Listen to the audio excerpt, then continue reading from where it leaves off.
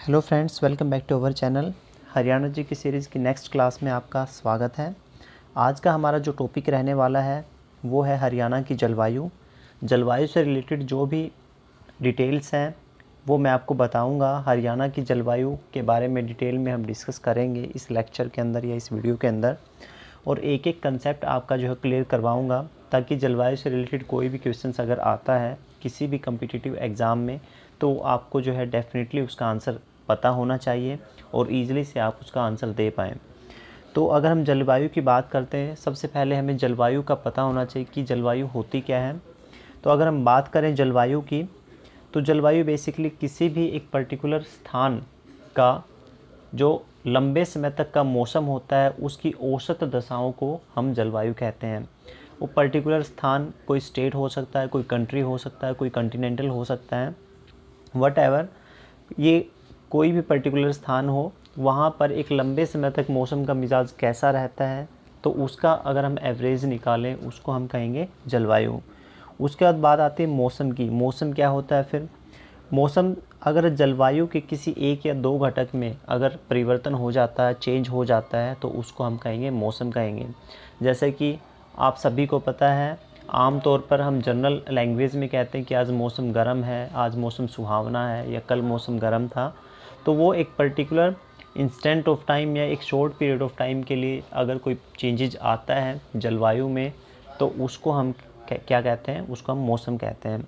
उसके बाद एक तीसरा वर्ड आता है इन दोनों से रिलेटेड, वो एक जैसे प्रतीत होते हैं ये तीनों वर्ड देखने में और सुनने में, जैसे कि जलवायु, मौसम, और एक वर्ड है हमारा मानसून। ठीक है, मानसून भी एक ऐसा शब्द है जो इन जैसा प्रतीत होता है, लेकिन इन तीनों का जो मीनिंग थोड़ा सा डिफरेंट होता है एक दूसरे से। मानसून शब्द जो है वो अरबी वर्ड से इसकी उत्पत्ति हुई है, जिसका जो अर्थ है वो मौसम है। अरबी शब्द मौसम से इसकी उत्पत्ति हुई है और ये मौसम से रिलेटेड है। मानसून बेसिकली होता क्या है वो मैं आपको बता देता हूँ कि एक प्रक्रिया होती है, हवाओं के चलने की प्रक्रिया को हम मानसून कहते हैं। जब हवाएं एक स्थान से दूसरे स्थान पर ट्रैवल करती हैं तो उस प्रक्रिया को हम मानसून कहते हैं। और मानसून जो है, सर्दियों में ये हवाएं स्थल से समुद्र की ओर चलती हैं और गर्मियों में यही हवाएं समुद्र से स्थल की ओर चलती हैं। तो ये आपको इम्पोर्टेंट ध्यान रखना है, इम्पोर्टेंट पॉइंट है, एग्ज़ाम पॉइंट ऑफ व्यू से भी बहुत इम्पोर्टेंट है कि सर्दियों में जो ये हवाएं हैं या मानसून जो होती हैं वो स्थल से समुद्र की ओर चलती हैं, और गर्मियों में ये विपरीत दिशा में ट्रैवल करती हैं, यानी कि समुद्र से स्थल की ओर ट्रैवल करती हैं। उसके बाद जो नेक्स्ट है वो है हमारा कि हरियाणा की जलवायु कैसी है। हरियाणा की जलवायु स्पेशली हम इसी के ऊपर आज का लेक्चर हमारा फोकस है, तो हमें पता होना चाहिए कि हरियाणा की जलवायु कैसे है। लेकिन हरियाणा की जलवायु से पहले हमें भारत की जलवायु का पता होना चाहिए कि भारत की जलवायु कौन सी जलवायु है या कैसी जलवायु है। और भारत की जलवायु का पता करने के लिए आप कुछ बेसिक कंसेप्ट है वो क्लियर होना चाहिए, जो कि मैं अब आगे आपका ये कंसेप्ट क्लियर करवाने वाला हूँ। इसके लिए जैसे कि मैंने स्क्रीन के ऊपर आप देख पा रहे हैं, एक ग्लोब की सहायता ली है। इस ग्लोब के माध्यम से मैं आपका इसका बेसिक कंसेप्ट क्लियर करवाऊंगा। जैसा कि आप सभी जानते हैं कि इस ग्लोब के ऊपर इस पूरी धरती को, इस पूरी अर्थ को जो है अंकित किया हुआ है, और वो क्यों किया हुआ है वो भी मैं आपको बता देता हूँ कि ये जो ग्लोब के ऊपर कुछ रेखाएं भी वहाँ पे अंकित की गई हैं, जिनको हम अक्षांशीय और देशांतरीय रेखाएं कहते हैं, जिनका यूज होता है, जो देशांतरीय रेखाएं होती हैं उनका यूज होता है टाइम को कैलकुलेट करने के लिए। किसी पर्टिकुलर एरिया का अगर हमें टाइम ज्ञात करना है या जानना है, ग्रीनविच टाइम जिसको हम कहते हैं, तो उसको पता करने के लिए जो है देशांतर रेखाएं होती हैं। और जो अक्षांशीय रेखाएं होती हैं, ये बहुत बड़ी जो धरती है इसके ऊपर अगर हम किसी स्थान की लोकेशन को जानना चाहें कि वो कहाँ पे स्थित है, तो उसको जानने के लिए जो है हम अक्षांशीय रेखाओं का यूज करते हैं। जैसा कि आप ग्लोब के ऊपर देख पा रहे हैं, यहाँ पे ये दो पॉइंट्स भी यहाँ पे दिए हुए हैं। एक ये है जिसको हम नॉर्थ पोल कहते हैं, और सेकंड पॉइंट ये है जिसको हम साउथ पोल कहते हैं। और ये जो पृथ्वी है या जो ग्लोब है ये हमारा, ये रोटेट करता है, ये भी आप सभी को पता है, ठीक है। उसके बाद जो नेक्स्ट पॉइंट है हमारा वो है कि ये जो रेखाएं जो मैंने आपको बताया ग्लोब के ऊपर, इनको जो सबसे सेंटर से जो रेखा गुजरती है दिस वन, इसको हम क्या कहेंगे, इक्वेटर कहते हैं या भूमध्य रेखा इसको कहते हैं, या 0 डिग्री या विषुमत रेखा भी इसको हम कहते हैं। और एक इम्पोर्टेंट पॉइंट यहाँ से निकल के आता है कि जो भूमध्य रेखा होती है वो जहाँ से गुजरती है वहाँ का तापमान और भी सबसे ज़्यादा रहता है, और वहाँ पे बारिश भी यानी कि वर्षा भी सबसे ज़्यादा वहीं पर होती है। इक्वेटर जहाँ से होके गुजरेगी उन स्थानों पर टेम्परेचर भी ज़्यादा रहेगा और वर्षा भी वहाँ पे ज़्यादा रहेगी।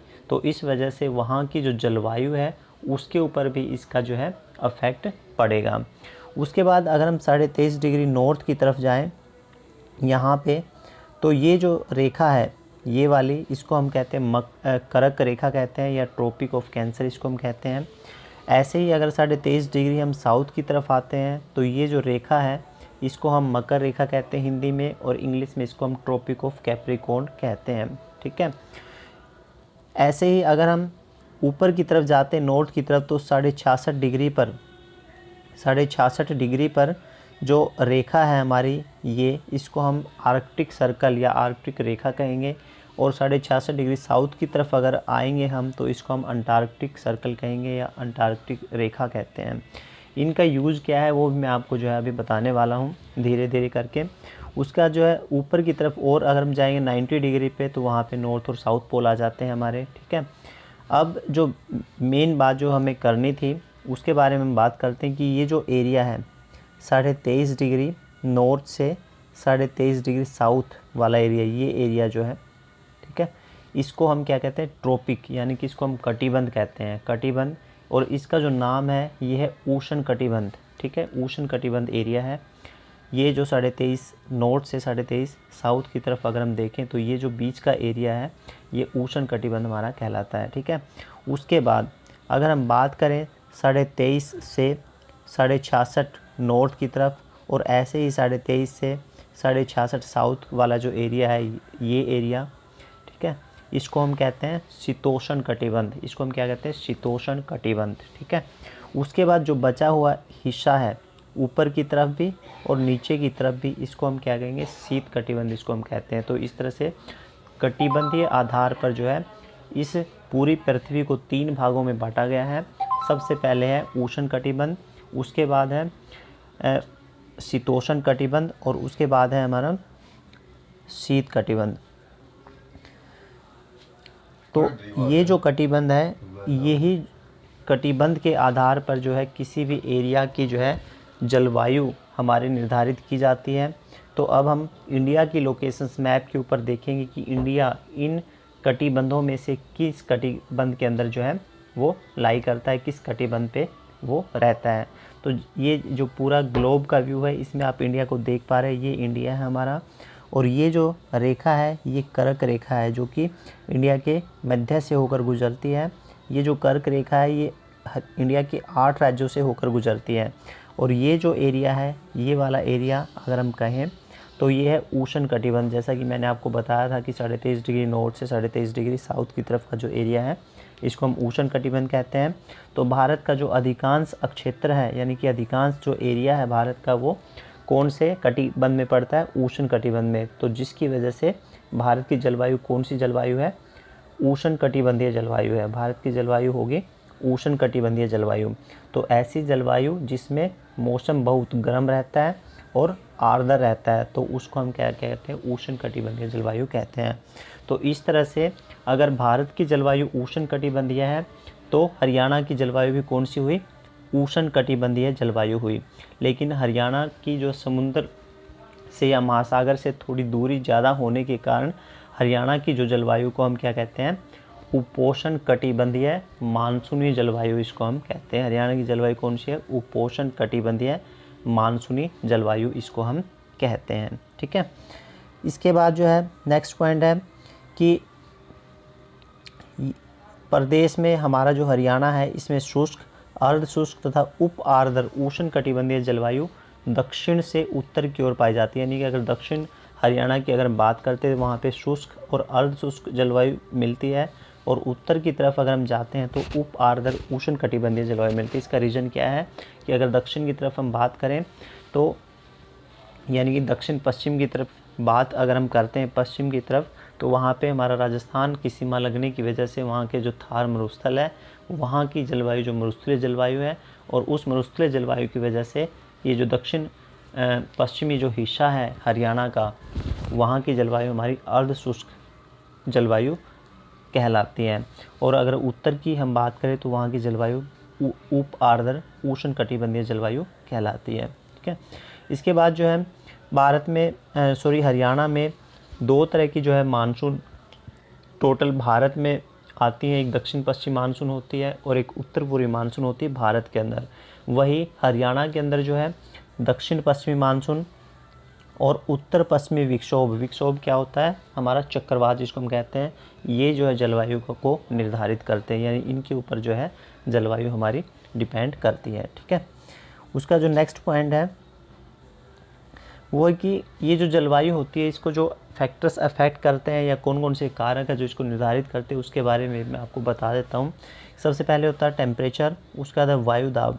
टेम्परेचर और वायुदाब जो होते हैं वो एक दूसरे के जो है इन्वर्सली प्रोपोर्शनल होते हैं। अगर हम टेम्परेचर को इंक्रीज़ करते हैं सपोज, तो वहाँ का वायु दबाव हमारा कम हो जाता है, और टेम्परेचर को अगर हम डिक्रीज़ करेंगे तो वायु दबाव हमारा क्या होगा, इंक्रीज होगा। ऐसे ही टेम्परेचर का जो मेजरमेंट का जो इंटरनेशनल यूनिट है उसको हम केल्विन में मेज़र करते हैं, और वायु दाब को हम किलो पास्कल में हम जो है मेज़र करते हैं। टेम्परेचर को मेजरमेंट करने का जो इंस्ट्रूमेंट है उसको हम क्या कहेंगे, थर्मामीटर कहेंगे। वायु दाब को मेजर करने का जो इंस्ट्रूमेंट है उसको हम क्या कहते हैं, बैरोमीटर कहते हैं। जो उसका तीसरा जो फैक्टर है आर्द्रता। आर्द्रता मीन्स नमी।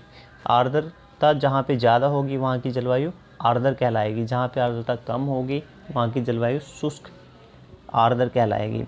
ऐसे ही धरातलीय स्वरूप जो है किसी भी एरिए की जलवायु को निर्धारित करते हैं। धरातलीय स्वरूप जैसे अगर मरुस्थलीय है तो वहाँ की जलवायु कैसी होगी, शुष्क होगी।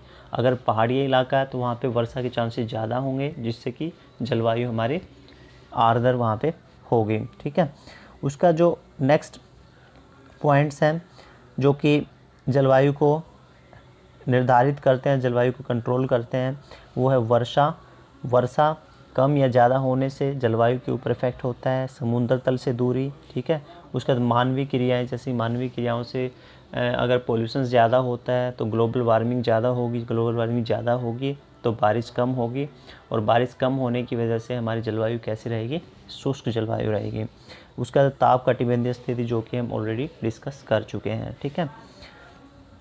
इसके बाद हम बात करते हैं नेक्स्ट पॉइंट क्या है हमारा, ये है कि जो हरियाणा के अंदर जो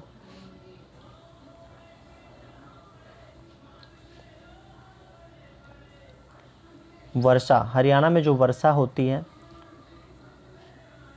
इसकी अगर हम बात करें तो दो तरह की मानसून से वर्षा होती है। एक दक्षिण पश्चिम मानसून से होती है और एक पश्चिमी विक्षोभ की वजह से हरियाणा के अंदर जो है वर्षा होती है। और हरियाणा में जो सामान्यतः वर्षा जो है 300 मिलीलीटर से लेकर 1100 मिलीलीटर तक होती है। और अगर हम औसत वर्षा की बात करें तो 45 सेंटीमीटर, ये वार्षिक हमारा जो है औसत रहता है 45 सेंटीमीटर, यानी कि 450 मिलीलीटर ये हमारा हो जाता है। 45 सेंटीमीटर तक की जो है वार्षिक औसत वर्षा हरियाणा के अंदर रिकॉर्ड की जाती है। कुल वर्षा का अगर हम बात करें 80% भाग जो है जुलाई से सितंबर के मध्य है, तथा 10 से 15% भाग जो है वो पश्चिमी विक्षोभों के कारण जनवरी से मार्च के मध्य यहाँ पे होता है। इसके बाद जो है स्क्री मानसून में ऑलरेडी आपको बता चुका हूँ। अच्छा, एक इम्पोर्टेंट पॉइंट है कि हरियाणा की चेरापूंजी। हरियाणा की चेरापूंजी किसको कहा जाता है, ये यमुनानगर ज़िले के अंदर एक छिछरौली जो है गांव है, वहाँ पर वर्षा की मात्रा अधिक होने के कारण इसको क्या कहा जाता है, हरियाणा की चेरापूंजी कहा जाता है। ये एक इम्पोर्टेंट पॉइंट है, एग्जाम पॉइंट ऑफ व्यू से इसको आप ज़रूर याद रखिएगा। उसके बाद है हरियाणा में सबसे कम वर्षा कहाँ पे होती है, दक्षिण पश्चिमी क्षेत्र में। दक्षिण पश्चिमी क्षेत्र में वर्षा कम क्यों होती है वो मैं आपको बता देता हूँ। हरियाणा की मैप में अगर आप देखेंगे तो अरावली की पहाड़ियाँ जो है दक्षिण पश्चिमी क्षेत्र में हमारी अरावली पर्वतमाला है। तो जो दक्षिण पश्चिम मानसून होती है वो अरावली पर्वतमाला के समानांतर जाती हुई वहाँ से होकर निकल जाती है, जिसकी वजह से वर्षा वहाँ पे नहीं हो पाती और वहाँ पे वर्षा जो है सिर्फ 25 से 28 सेंटीमीटर यानी कि कम वर्षा वहाँ पे होती है। और सबसे अधिक वर्षा कहाँ पे होती है? उत्तर पूर्वी भाग में। उत्तर पूर्वी भाग के जो ज़िले हैं जैसे यमुनानगर है, अम्बाला है, पंचकुला, तो इन ज़िलों के अंदर जो है हमारी वर्षा ज़्यादा होती है। उसके बाद हरियाणा की ऋतुएं, अगर ऋतुओं की बात करें तो मेनली तीन ऋतु यहाँ पे जो है आती हैं। सबसे पहले ग्रीष्म ऋतु की, एक हमारी ग्रीष्म ऋतु है, ठीक है। ग्रीष्म ऋतु जो है ये मिड मार्च से जो है मिड जून तक रहती है हमारी, और औसत तापमान जो रहता है हरियाणा का 35 डिग्री सेल्सियस तक ये रहता है औसत तापमान। और अगर हाईएस्ट टेम्परेचर की बात करें तो 45 से 48 डिग्री सेल्सियस तक भी टेम्परेचर चला जाता है। जैसे कि जो हमारे कुछ ज़िले हैं, हिसार ज़िला है, वहाँ का टेम्परेचर बहुत ज़्यादा तक वहाँ पे चला जाता है गर्मियों के मौसम में। उसके बाद वर्षा ऋतु है। वर्षा ऋतु अंतिम जून यानी कि जून के अंतिम सप्ताह से लेकर जुलाई, अगस्त और सितंबर, इन महीनों में हमारा जो वर्षा ऋतु रहती है यहाँ पे। इसके बाद जो है शीत ऋतु जो हमारी स्टार्ट होती है नवंबर माह से फरवरी माह तक, जो है वहाँ पे शीत ऋतु रहती है। और सबसे ज़्यादा सर्दी यहाँ पे कब होती है? दिसंबर और जनवरी के महीने में यहाँ पे सबसे ज़्यादा सर्दी होती है। सबसे ज़्यादा गर्मी कब होती है? जून, मई और जून का जो महीना होता है उसमें जो सबसे ज़्यादा गर्मी यहाँ पे रहती है। शीत ऋतु में जो औसत तापमान रहता है वो हमारा 12 डिग्री सेल्सियस रहता है, ठीक है। हमारे हरियाणा में औसत तापमान 12 डिग्री सेल्सियस रहता है, लेकिन कुछ एरियाज़ ऐसे हैं जहाँ पे टेम्परेचर बिल्कुल इवन 0 डिग्री सेल्सियस तक चला जाता है। जैसे हिसार साइड का जो टेम्परेचर है वो शीत ऋतु में बहुत कम हो जाता है। तो ये इम्पोर्टेंट पॉइंट्स थे हरियाणा की जलवायु से रिलेटेड जो मैंने आपको बताए। और अगर आपको क्लास अच्छी लगी है तो वीडियो को लाइक ज़रूर करें। साथ ही इस तरह के और वीडियोज़ अगर पाना चाहते हैं तो हमें सब्सक्राइब करें और फॉलो करें यूट्यूब के ऊपर, और चैनल को सब्सक्राइब कर लें, बेल आइकन को प्रेस कर लें, ताकि इस तरह की जो नेक्स्ट क्लासेस के वीडियो जब भी मैं डालूँ तो आपको सबसे पहले मिल जाएं। तो इस वीडियो में, इस क्लास में इतना ही।